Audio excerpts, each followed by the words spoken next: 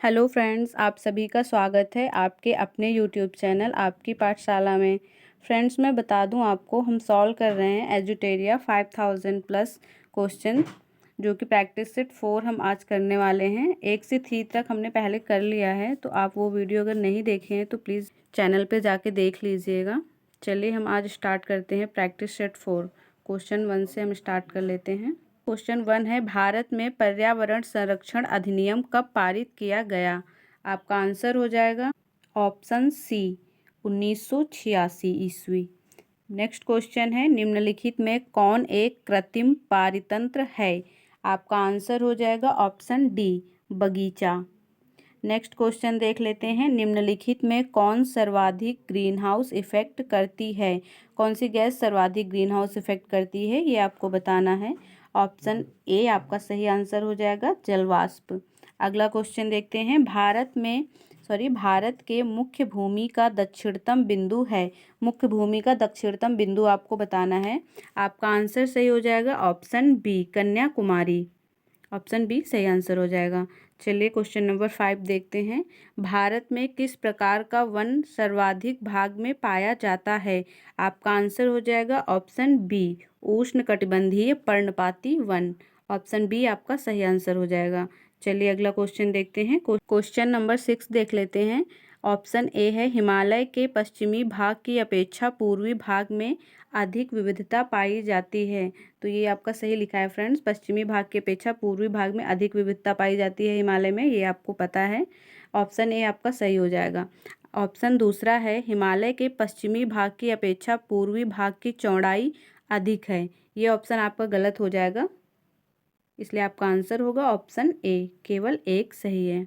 अगला क्वेश्चन देख लेते हैं। क्वेश्चन नंबर 7 है, अरब सागर में गिरने वाली भारत की सबसे बड़ी प्रायद्वीपीय नदी कौन सी है?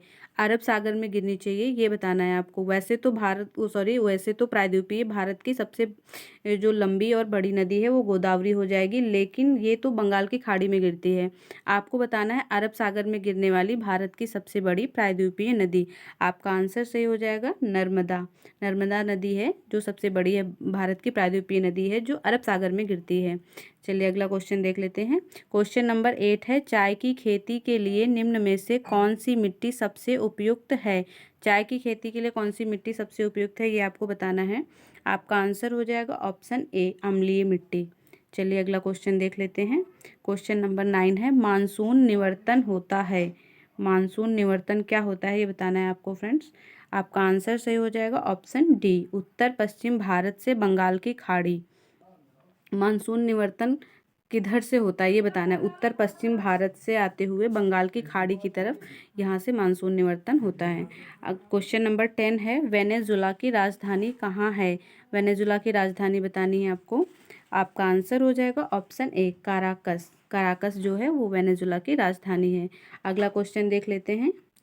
क्वेश्चन नंबर 11 है, निम्नलिखित में कौन सुमेलित नहीं है? कौन सुमेलित नहीं है ये बताना है आपको। आपका आंसर सही हो जाएगा ऑप्शन डी अमेरिका बागियो, ये सुमेलित नहीं है। बाकी तीनों ऑप्शन सही सुमेलित हैं।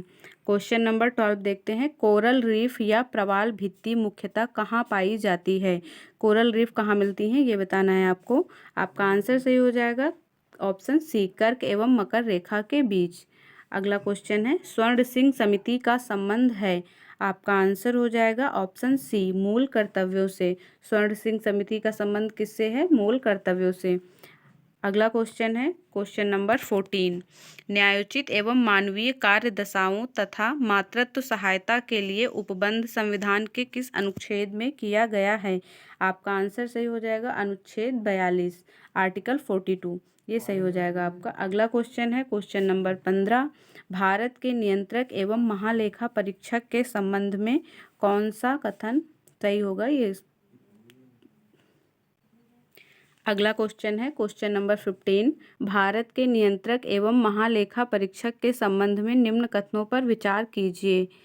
3 कथन दिए हुए हैं, इनमें से कौन सा कथन आपका गलत है ये बताना है। ये गलत है, गलत बताना है, ये ध्यान रखना है आपको। तो चलिए देखते हैं कौन सा कथन गलत है। पहला ऑप्शन है, इसके कार्यकाल 6 वर्ष या 62 वर्ष जो भी पहले हो आयु तक होता है। ये ऑप्शन आपका गलत हो जाएगा। दूसरा है यह राष्ट्रपति के प्रसाद पर्यंत अपने पद पर बना रहता है, ये ऑप्शन भी गलत है। तीसरा ऑप्शन है इसके वेतन एवं अन्य शर्तें राष्ट्रपति द्वारा निर्धारित होती हैं, ये ऑप्शन भी फ्रेंड्स गलत हो जाएगा। आपके तीनों ही ऑप्शन गलत हैं, तो आंसर हो जाएगा ऑप्शन डी, उपयुक्त सभी गलत हैं। चलिए अगला क्वेश्चन देखते हैं। क्वेश्चन नंबर 16 है, राज्यों में मुख्यमंत्री समेत मंत्रियों की अधिकतम संख्या विधानसभा की कुल सदस्य संख्या के कितने प्रतिशत नहीं होनी चाहिए? कितने प्रतिशत से अधिक नहीं होनी चाहिए? हाँ, कितने प्रतिशत से अधिक नहीं होनी चाहिए? विधानसभा की कुल सदस्य संख्या जो होती है उसके कितने प्रतिशत से अधिक मंत्रियों की संख्या नहीं होनी चाहिए? आपका आंसर हो जाएगा ऑप्शन सी, 15%।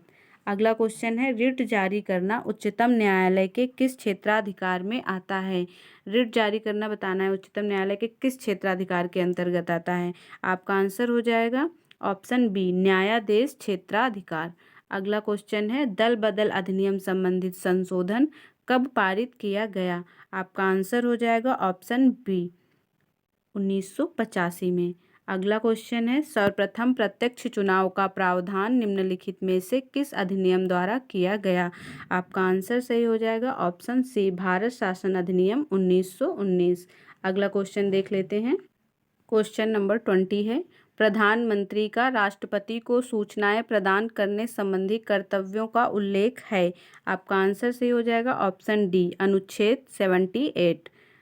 चलिए अगला क्वेश्चन देखते हैं, निम्नलिखित में से कौन सा देश प्रातःकाल शांति की भूमि यानी लैंड ऑफ द मॉर्निंग काम के नाम से जाना जाता है? आपका आंसर सही हो जाएगा ऑप्शन बी, दक्षिण कोरिया। अगला क्वेश्चन है, विश्व जल संरक्षण दिवस मनाया जाता है। विश्व जल संरक्षण दिवस कब मनाया जाता है, ये आपको बताना है फ्रेंड्स। आपका आंसर सही हो जाएगा ऑप्शन बी, 22 मार्च को। अगला क्वेश्चन है, स्वदेशी और बहिष्कार आंदोलन का अनुमोदन कांग्रेस के किस अधिवेशन में हुआ?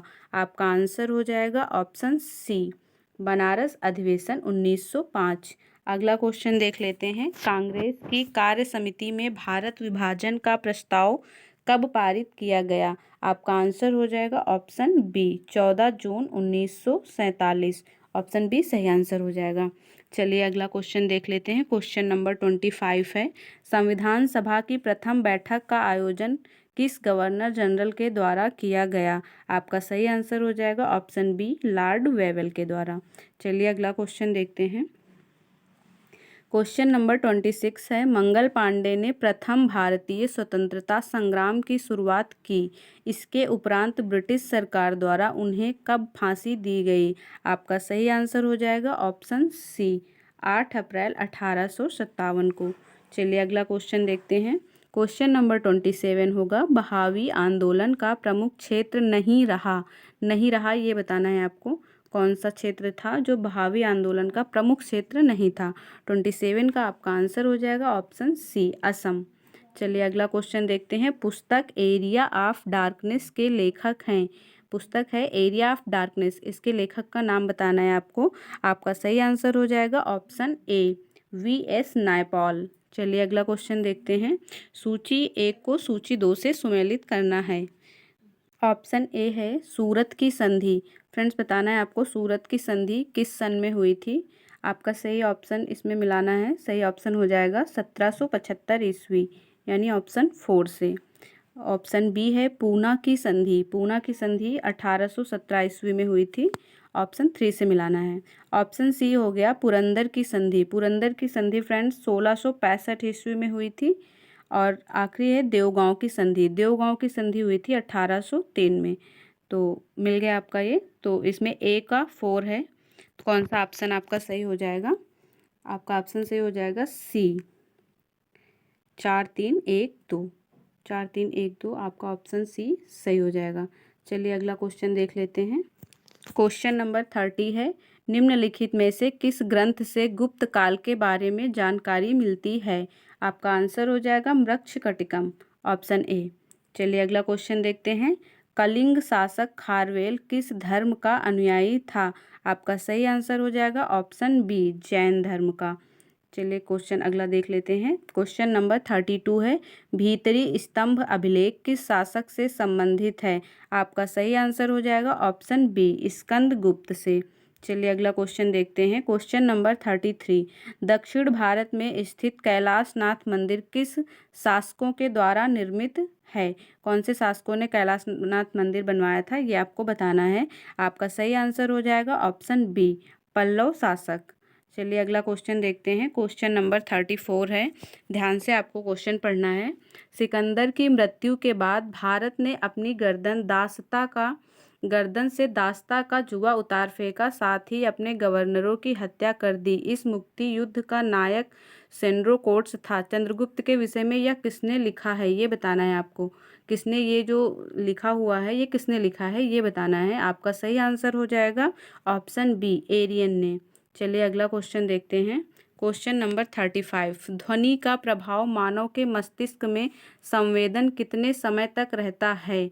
आपका सही आंसर हो जाएगा ऑप्शन बी, 1/10 सेकंड। चलिए अगला क्वेश्चन देख लेते हैं। क्वेश्चन नंबर 36, नेत्र में प्रवेश करने वाले प्रकाश की मात्रा का नियंत्रण निम्न में से किस अंग द्वारा किया जाता है? आपका सही आंसर हो जाएगा ऑप्शन डी, आइरिस। चलिए अगला क्वेश्चन देखते हैं। रक्त की अशुद्धियाँ किस अंग में जाकर छनती हैं? सही आंसर हो जाएगा ऑप्शन बी, वृक्क। चलिए अगला क्वेश्चन देखते हैं। रक्त का कितना प्रतिशत भाग प्लाज्मा होता है? 38 का सही आंसर हो जाएगा ऑप्शन सी, 55 से 60%। चलिए अगला क्वेश्चन देखते हैं। एक पौधे पर पुष्पन होने के लिए उत्तरदायी हार्मोन है? आपका सही आंसर हो जाएगा ऑप्शन डी, फ्लोरीजीन। चलिए अगला क्वेश्चन देखते हैं। क्वेश्चन नंबर 40 है, इंद्रधनुष किसके कारण होता है? आपका सही आंसर हो जाएगा ऑप्शन डी, परावर्तन और अपवर्तन के कारण। चलिए अगला क्वेश्चन देखते हैं। क्वेश्चन नंबर 41 है, एक ही पदार्थ के अणुओं के बीच कार्यकारी आकर्षण बल को क्या कहा जाता है? आपका सही आंसर हो जाएगा ऑप्शन डी, ससंजक बल। चलिए अगला क्वेश्चन देख लेते हैं। क्वेश्चन नंबर 42 है, किसी अभिक्रिया में भाग लेने वाले पदार्थ क्या कहलाते हैं? आपका सही आंसर हो जाएगा ऑप्शन सी, अभिकारक। चलिए अगला क्वेश्चन देखते हैं। क्वेश्चन नंबर 43 है, क्षारक को जल में घोलने पर क्या मुक्त होता है? आपका सही आंसर हो जाएगा ऑप्शन ए, आयन। चलिए अगला क्वेश्चन देखते हैं। क्वेश्चन नंबर 44 है, नींबू के रस का पीएच मान होता है? आपका सही आंसर हो जाएगा ऑप्शन बी, 2.2। चलिए अगला क्वेश्चन देखते हैं। क्वेश्चन नंबर 45, बादल और वायुमंडल का तैरना किस कारण होता है? आपका सही आंसर हो जाएगा ऑप्शन डी, श्यानता के कारण। चलिए अगला क्वेश्चन देखते हैं। छाया में पनपने वाले पौधे को क्या कहते हैं? आपका सही आंसर हो जाएगा ऑप्शन बी, सियोफाइट्स। छाया में पनपने वाले पौधों को सियोफाइट्स कहा जाता है। अगला क्वेश्चन है, मेनरहीन अंतर्राष्ट्रीय सीमा रेखा किन दो देशों के बीच है? आपका सही आंसर हो जाएगा ऑप्शन ए, रूस एवं फिनलैंड के बीच। चलिए अगला क्वेश्चन देख लेते हैं। क्वेश्चन नंबर 48 है, जैव विविधता दिवस निम्नलिखित में किस दिन मनाया जाता है? आपका सही आंसर हो जाएगा ऑप्शन सी, 22 मई को। चलिए अगला क्वेश्चन देखते हैं। राष्ट्रीय खाद्य सुरक्षा मिशन NFSM की शुरुआत किस वर्ष की गई? आपका सही आंसर हो जाएगा ऑप्शन ए, 2007 में। चलिए अगला क्वेश्चन देखते हैं। ये इस प्रैक्टिस सेट का आखिरी क्वेश्चन होगा। भारत में मुद्रास्फीति के प्राकलन का सबसे प्रचलित माप क्या है?